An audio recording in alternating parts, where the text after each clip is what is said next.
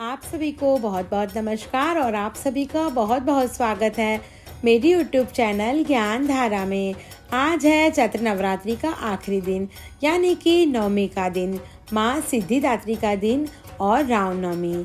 तो आइए आज हम जानेंगे श्री राम जी की पवित्र जन्म कथा। तो बोलिए जय श्री राम, जय माता दी। रामायण और रामचरितमानस हमारे पवित्र ग्रंथ हैं। तुलसीदास जी ने श्री राम को ईश्वर मानकर रामचरितमानस की रचना की है, किंतु आदि कवि वाल्मीकि ने अपने रामायण में श्री राम को मनुष्य ही माना है। तुलसीदास जी ने रामचरितमानस को राम के राज्याभिषेक के बाद समाप्त कर दिया है। वहीं आदि कवि श्री वाल्मीकि ने अपने रामायण में कथा को आगे श्री राम के महाप्रयाण तक वर्णित किया है। तो आइए अब हम जानते हैं श्री राम जी की पवित्र जन्म कथा के बारे में। श्री राम जी की पवित्र जन्म कथा के अनुसार महाराज दशरथ ने पुत्र प्राप्ति हेतु यज्ञ आरंभ करने की ठानी। महाराज की आज्ञा अनुसार श्यामकर्ण घोड़ा चतुरंगिनी सेना के साथ छुड़वा दिया गया। महाराज दशरथ ने समस्त मनस्वी, तपस्वी, विद्वान, ऋषि मुनियों तथा वेद विज्ञ प्रकांड पंडितों को यज्ञ संपन्न करने के लिए बुलाया। निश्चित समय आने पर समस्त अभ्यागतों के साथ महाराज दशरथ अपने गुरु वशिष्ठ जी तथा अपने परम मित्र अंग देश के अधिपति लोभपाद के जामाता रुंग ऋषि को लेकर यज्ञ मंडप में पधारे। इस प्रकार महान यज्ञ का विधिवत शुभारंभ किया गया। संपूर्ण वातावरण वेदों की ऋचाओं के उच्च स्वर में पाठ से गूंजने लगे तथा समीधा की सुगंध से महकने लगे।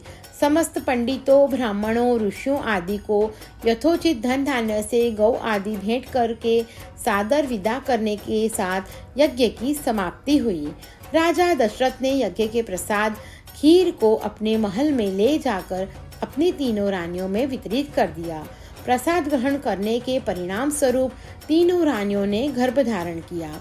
जब चैत्र मास के शुक्ल पक्ष की नवमी तिथि को पुनर्वसु नक्षत्र में सूर्य, मंगल, शनि, बृहस्पति तथा शुक्र अपने अपने उच्च स्थानों में विराजमान थे, कर्क लग्न का उदय होते ही महाराज दशरथ की बड़ी रानी कौशल्या के गर्भ से एक शिशु का जन्म हुआ, जो कि नीलवर्ण चंबू की आकर्षण वाले, अत्यंत तेजोमय, परम कांतिवान तथा अत्यंत सुंदर थे।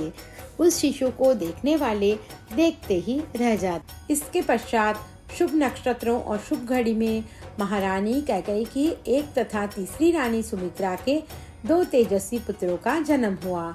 संपूर्ण राज्य में आनंद मनाया जाने लगा। महाराज के 4 पुत्रों के जन्म के उल्लास में गंधर्व गान करने लगे और अप्सराएं नृत्य करने लगी। देवता अपने विमान में बैठकर पुष्प वर्षा करने लगे।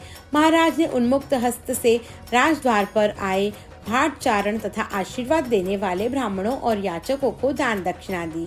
पुरस्कार में प्रजाजनों को धन धान्य तथा दरबारियों को रत्न आभूषण प्रदान किए। 4 पुत्रों का नामकरण संस्कार महर्षि वशिष्ठ जी के द्वारा किया गया तथा उनके नाम रामचंद्र, भरत, लक्ष्मण और शत्रुघ्न रखे गए।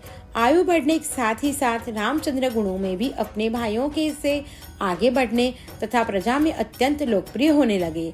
श्री राम में अत्यंत विलक्षण प्रतिभा थी, जिसके परिणाम स्वरूप अल्पकाल में ही वे समस्त विषयों में पारंगत हो गए। उन्हें सभी प्रकार के अस्त्र शस्त्रों को चलाने तथा हाथी, घोड़े एवं सभी प्रकार के वाहनों की सवारी में असाधारण निपुणता प्राप्त हो गई। वे निरंतर माता पिता और गुरुजनों की सेवा में लगे रहते थे। उनका अनुसरण शेष 3 भाई भी करते थे।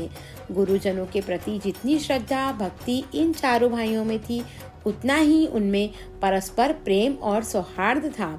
महाराज दशरथ का हृदय अपने 4 पुत्रों को देखकर गर्व और आनंद से भर उठता था। धार्मिक ग्रंथों के अनुसार त्रेता युग में भगवान राम जन्म चैत्र शुक्ल नवमी के दिन हुआ था, जिसे श्री राम नवमी के रूप में मनाया जाता है, जिसका उद्देश्य रावण के अत्याचारों का खात्मा तथा अधर्म का नाश करके धर्म की स्थापना करना था।